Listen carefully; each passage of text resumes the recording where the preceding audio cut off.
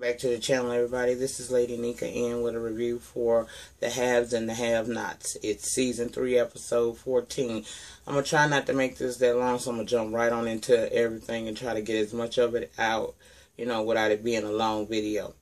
Now, we're going to start back off. We back at the Cry House at the repast.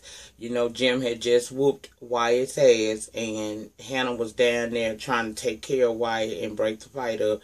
And he was about to reveal to her that he, in fact, was the one that hit the little girl and her son.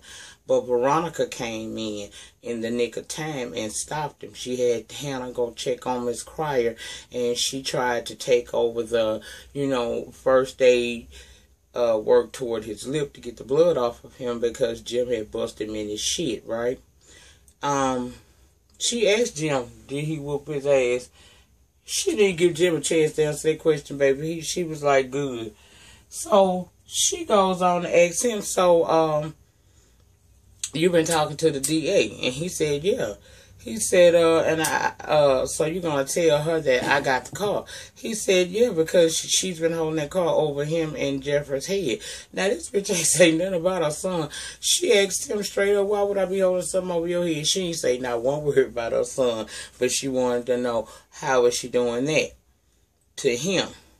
Well, Wyatt told her don't play with him, and she know why, and she can't hold it over his head no more. And he ain't scared of her motherfucking ass, right? Well, he said he wanted them all to pay. And she like, pay for keeping you out of jail? He said he wanted them to pay because they let him get away with murder. Well, she told him he owed her, and she collect on all her debts. And he said that, she collected from prison. And she told him that he is going to prison. And he's like, he know he going to jail if this shit come out. But he kind of like squirming around about it, My thing is, what I see from Wyatt is spoiled. And he fed up with his parents and things that he feel like they have done. And I think maybe his sister committing suicide probably was the breaking point for him. Because this motherfucker off the chain. Plus he a damn alcoholic. Well, she said she think he like going to prison. And he told her, nah, that's kind of probably something your son would like, messing around with different men and stuff like that. Because... he drove her with this because Veronica is homophobic like a motherfucker. But he told her that he's aware that that Jeffrey is attracted to him, and she know it too. Well, then she turned to Jim and she said, well, congratulations, you finally beat his ass, just not long enough. And he told her you beat him. She told him, you're supposed to beat him into submission. I guess that means beat him till he get it together or whatever. But she told him that it's about time he did it. And she told him to do something with his damn son. Show him what prison like. And Jim said he too tired. And she said, since when the devil too tired to raise hell? She told him, you better do something about your son. Not now, after the funeral, but you better do something about your damn son. Well, at the funeral, Maggie telling Landon to make sure that the cameras capture a picture of the casket and Jim and Catherine. She trying to make sure that they make it to their governor's mansion, right? Well, Landon say they almost look sad to him, and he said that, she's telling him that they are, they love their daughter. They are at this moment. They may not be for long, because that's going to help. This situation may actually help Jim get his ass into that damn mansion, right? Alright, so Candace arrived at the funeral, and immediately Hannah keyed in on that ass. She told her she shouldn't be there, and Hannah asked her not to, not to do that. And Candace said she do what she gonna do what she wanna do. And she's like, Candace, please don't do this. She said, don't do what? Like this? And she walked over and spoke to Jim and Catherine. Now, bitch, you been fucking this man. Candace is a hot mess. Now, you know you been fucking this woman's husband. You gonna have to show up at I don't give a damn if Amanda was cool with you. You ain't had no right to go to them people, go to that girl funeral, and then walk up to her parents like you ain't been screwing her daddy up and down, sideways, and all of that old kind of good shit. But that, you know, y'all know that's Candace. That's how she rolled. That's kind of stupid shit she'll do. Well, they ignored her ass and everything. And, let me see. David then came up to her and told her, I thought we had a deal. And she told him that it's taking too long. Ain't nobody contacting me. Remember, the deal was he's supposed to help her get this partnership or else some kind of job with being a lawyer. Because that's the fuck Candace supposed to have been, you know. So I don't know, y'all. Veronica chimed in, and y'all know how it go with her and Veronica. They gonna go at each other. They went from, she told Veronica she looking a little tired, that David should take her home and bang a box or whatever.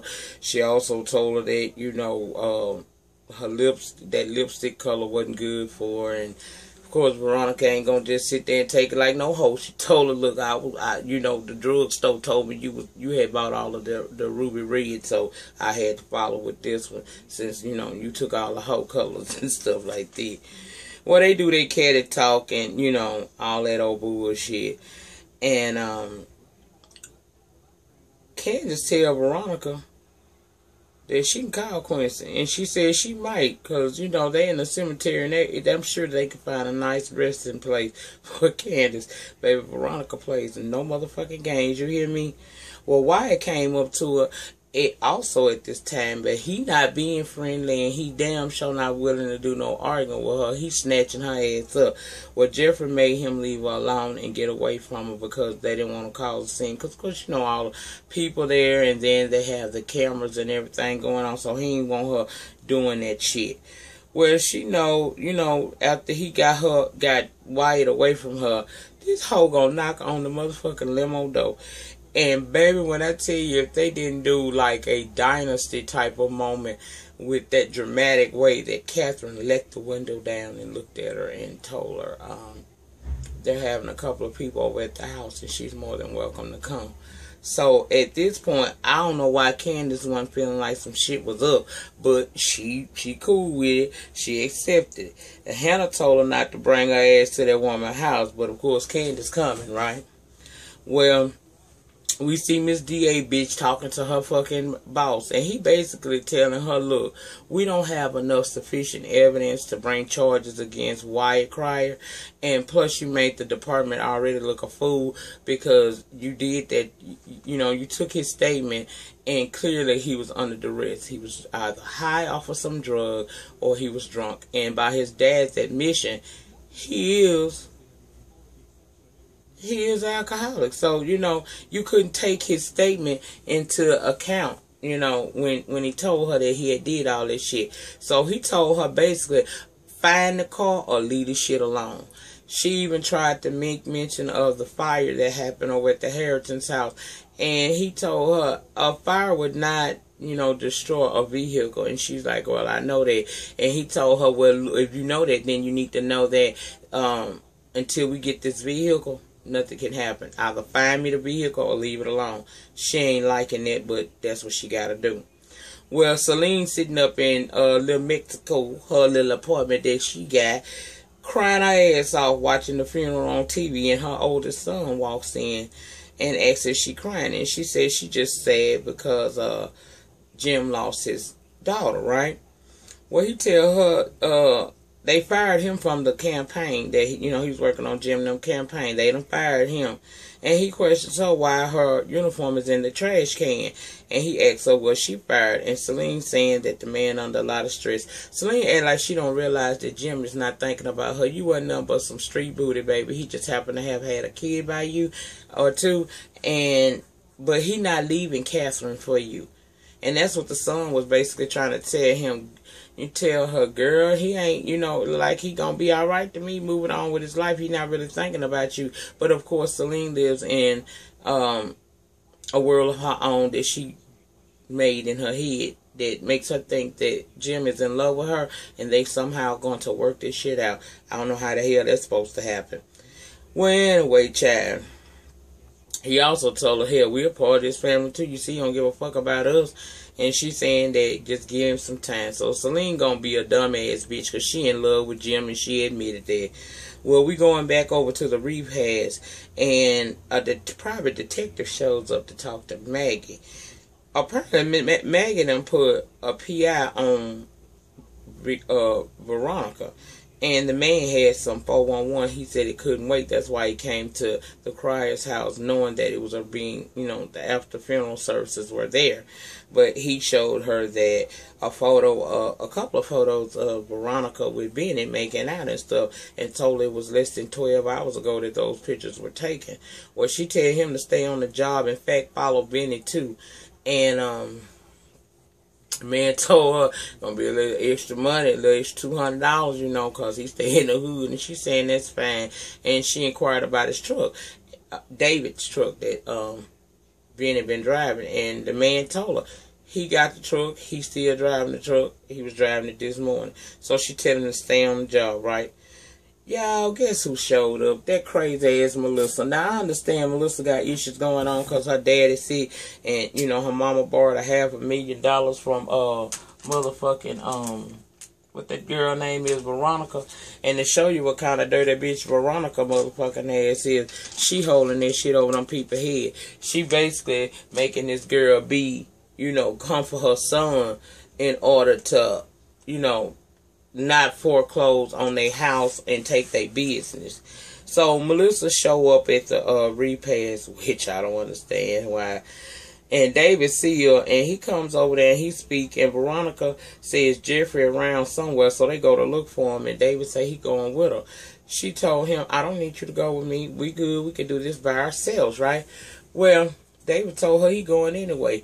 She said, oh, that smoke wasn't enough. He said, I guess it wasn't. The smoke wasn't enough. She said,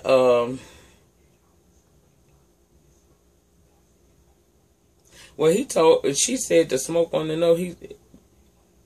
No, she asked him if she asked that motherfucker so the smoke wasn't enough. He ain't really say nothing to it. He just be looking at her crazy and shit. And he tells her that he coming with them to find Jeffrey, and he did. Well, in the kitchen, that's where Jeffrey is with Wyatt. And they talking, and Wyatt is saying that Jeffrey want him, but he not into that lifestyle. But at the same time, this motherfucker asking him about what was going on in the hotel room with Landon that night. Now, my train of thought is, motherfucker, you couldn't put two, you put two and two together, you ran your ass up out of there. So, you know what was going on. So, Jeffrey just told him they had sex and it was good. Well, he's saying that, spare him the details. He was like, Jeffrey was looking at him like, motherfucker, I know you really want to know, got that curious mind. I know you want to know. And since you asked, I told you.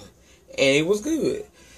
Wyatt acted turned off talking about, spare him the details like I told y'all. But he feel, Jeffrey know that he really want to hear this shit. And he told him, you might as well admit it. Well, Wyatt said to Jeffrey, I know you boys have big dreams, but this big dream, you'll never get, pointing to his genitalia, child, whatever. That boy gonna tear that dick up soon. But anyhow, he get ready to walk out and ask Jeffrey, do I need to take my jacket off? Because for some reason, Wyatt thinks that Jeffrey gets a hard on every time he see him. So he feel like if he take that jacket off, that's going to, some kind of turn on to Jeffrey. And it's bullshit, really. So, child, it's crazy. I see some shit going on here. I see why it's saying he ain't interested, but it seems like he is. But anyway, Landon coming to the kitchen telling Jeffrey that Wyatt toying with him. And Jeffrey not in the mood to hear that because, he don't want to hear nothing negative about Wyatt. He tell him don't start with him. But Landon persists on talking and calling Wyatt beautiful, but he a spoiled rich kid and he not interested in Jeffrey. Well, he tells Jeffrey he watches, whereas they watch penises and asses, Wyatt is watching skirts and asses and pussies and all of that shit. And she tells him that they aren't having, you know, they were having sex. Wait a minute, Jeffrey.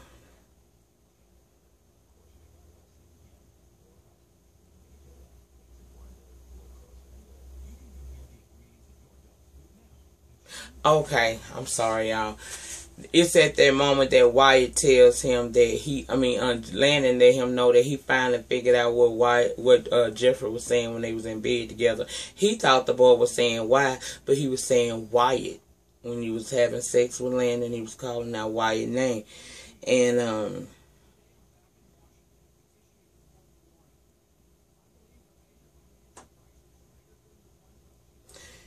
Landon told him it's pretty sad because Jeffrey's a nice guy, but Wyatt ain't really the type of dude for him. And Landon trying to tell him, based on his experience with other men, that the boy toying with him, basically, okay? Well, he told him Wyatt don't want him, and Jeffrey says, well, I don't want you. Now, that did not hurt that boy's feelings, even though you took his cookies the night before. You want to try to get mad because he's trying to tell you the truth that this boy is really, he might be bi-curious, but he'll never be with you the way you want him to be. He might let you hit once or hit you, but that's as far as they're going to go with it. And I don't think he was liking that at all, because he told him he didn't want him and shit. Landon also told him, well, you might not want me today, but that wasn't the case last night. Well, Veronica comes in with Melissa and tell Landon to go somewhere, boy, and he called her a girl, and she said, no, that would be you. Well, Veronica tells David after what Landon did to her at the press conference, how can you, not defend her? And David told her the smoke wasn't even enough, and no, in fact, she had to leave to get even. No, he told her, no, the smoke wasn't enough, since you saying all of this shit to me. And she said that she wasn't through getting even with his motherfucking ass. In other words, Veronica sitting up there telling that man that until I feel like I've done enough to your ass, I'm going to keep on doing shit. And she told him they wasn't even, just because she burnt the house down and then they killed him, they ain't even. In fact, she finna fucking go and do some more shit to get even more so even with him. And David stood there like a stupid ass deer in headlights talking about, what does that mean? Child. All of this because she feel like he slept with Maggie and he really didn't. Well, she dismissed the question and she basically left because wasn't nobody trying to hear what the fuck Veronica was saying. She was trying to make him kick it with Melissa and he ain't trying to nowhere do that. Well, Jeffrey asked what Veronica was going to do and David told him don't worry about it, just live your life. And Jeffrey asked her to leave after his dad leave out the room, but Melissa afraid because of her situation that we'll find out about later on. She said she won't bother him, she'll just go in the other room. Now, this boy is gay as a motherfucker, and I understand your parents is going through, a plight right now, but girl, you cannot push yourself up on somebody. Anyway, Maggie asked David, if anything, he had learned anything about the house fire, and he said all he knows is it burned down. Well, Maggie tell him be careful with Veronica and ask him if he's sure she isn't trying to hurt him. And, because she's seen situations like that where women believe they about to be replaced and they start doing stupid shit trying to fuck the man up. And he's saying that she not going to be replaced. And Maggie like, well, I know that, but what I'm saying is, do she think she going to be replaced? It's not necessarily the fact that she's being replaced, but if she think that she could be being replaced, she'll act a fool on your ass, and this could be something that she could be doing. So he telling her to be careful, right? Well, let me see what else happened. David told her that he don't want to discuss his wife with her. And she asked why. And he said, because you're attracted to me. And so because of that, my wife is never a topic of conversation between the two of us. And Maggie admitted that she sees him for who he truly is, and she loves him. She wants him to be with someone who appreciates him. Well, David said that once upon a time that was Veronica, because they just going through a rough patch right now, and he is going to stick with her through it. Well, she tells him that it was arson, and if he files for, you know, insurance, it's gonna be hard to protect them if they file that $3 million life insurance for their house, right? He told her that he would stand by Veronica and he gonna talk to her about the fire. And Maggie said, and lose $3 million. David don't care about the money. He really just love his wife. So he told her it didn't even matter about the money. And she asked about where his truck was. And he assumed his truck is at that house still. Because the night of the fire, Jeffrey took his ass to the hotel room, right? Well, child, he asked her why she asking, and she said nothing. He told her she don't drop pins, she drop bombs, so what do she know? And she looked at the evidence the PI had just given to her momentarily, but she didn't tell him exactly what the fuck was going on, okay? She left that shit alone. She told him the only thing she know is that he loves his wife, and she left out the room. Well, we still at the repast, and Melissa sitting her ass in there, and Jeffrey coming there. He get irritated because he done told his bitch to leave. So, you know, he pulls her out the house and requests that her car come. While they waiting on her car to come, here come Candace. Candace want to know, bitch, why is you here? Now, we all asking Candace why she there, but she asking this girl why she there, right? Well, eventually, Melissa say she pregnant. Nobody believes her. Jeffrey remember his mama saying that she did pay for that girl to wind up getting pregnant by her. Well, she tells them that her dad has cancer. Her mother borrowed that money from Veronica, and you know it's against their business and their home. And if she can't get Jeffrey to like her, they gonna lose every damn thing, and then her dad won't be able to get the treatments that he deserves in order to be able to stay alive, right? Well, Candace cold-hearted because Candace don't really give a fuck, but she tell her, meet me in my hotel room tonight and bring several pregnancy tests with you. I'm help with this situation right here, okay?